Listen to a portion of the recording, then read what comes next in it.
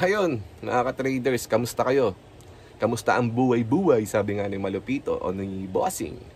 Kamusta daw ang buhay-buhay? Yun, kamusta ba ako bilang isang traders? Kasi meron akong nakita o meron akong nabasang comment na pa-update naman sa buhay ng bilang isang trader. So sabi nga, siguro, yun nga, ano nga siya, talagang sinusubaybayan niya yung buhay ko kasi nung mula umpisa tayo, nandyan naman yan, yung mga mula umpisa nating video ngayon. Wala na namang bago, pero, walang bago pero nadadagdagan.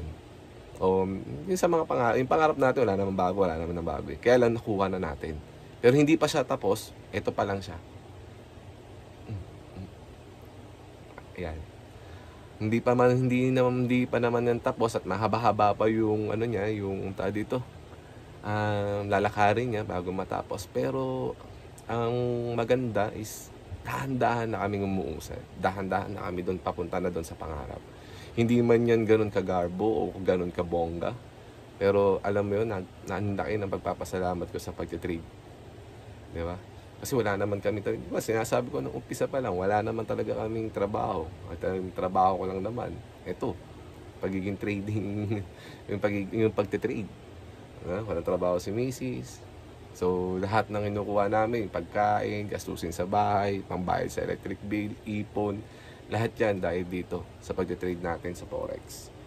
So, ayun, kung hindi nga rin dahil dito, kasi nitong nakaraan, nagkaroon ng sakit yung baby ko. So, nung nagkaroon yung sakit yung baby ko, medyo hindi maganda, naisugod natin kahit papaano sa medyo magandang hospital, no? Na private, na talagang natutukan siya, na ayos siya. Although talagang madugo o talagang malaki yung ginastos, pero malaking pasalamat ko talaga sa pagtitrade sa Forex dahil kahit papaano nakaipon tayo ng may pambayad. So, yun yung mga the best na na moment na kapag maganda yung kinikita mo, nakakaipon ka, pag nagkaroon ng problema, lalo na sa kalusugan, meron kang lalo na dito sa Pilipinas, alam mo naman, pag wala, Diyos ko po, napakahirap. Aasa ka sa mga public, nako, kahit nga gwardiya nga lang dyan, kung matahin ka, wagas. So, yung totoo, yung reality lang. Pero kapag may pera ka, pag nakapag-private ka, talaga naman, talagang iayusin ka ng, yung maayos na maayos. So, marami dyan, sasabihin, hindi totoo. So, sige, bahala kayo.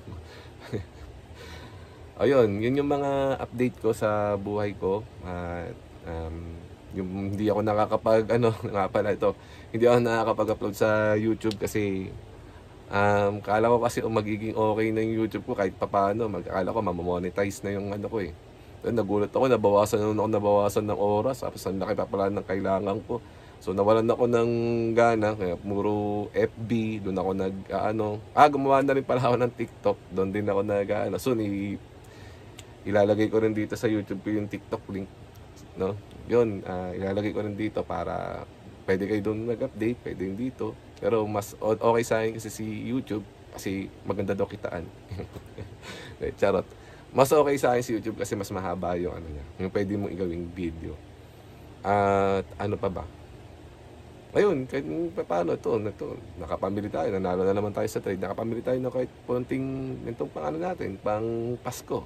O sa darating na Pasko, maligayang Pasko sa inyong lahat. Sana makakuha na kayo ng strategy na talagang fit para sa inyo. Kumbaga makahanap na kayo. Medyo matagal nga lang yan doon sa mga naloloses. Matagal nga lang talaga makahanap ng fit na strategy para sa inyo. Pero huwag mo sukuan. Andiyan ka na eh. Kumbaga, nakapagsimula ka na eh. Diba? Pag sumuko kang talo ka talaga. Kasi sumuko ka talo eh. Di mo hinayaan makabawi eh.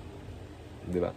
So, ayun. Guys, yun yung gusto ko lang sabihin. At lagi ko sinasabi, isa lang akong trader na katulad mo o katulad ninyo. At hindi ako isang mentor o coach. Hindi ko sinasabing gano'n. Pero kung gusto mo magpaturo, pwede naman. Andyan yung Telegram ko, pwede nyo akong i-chat. Libre po yan libre. Usap tayo, chat nyo sa akin kung ano yung mga nagiging problema nyo, nyo sa akin, para malay mo makatulong ako o madagdagan natin yung mga ideas ninyo o makatulong ako na para dun sa pit na trading strategy.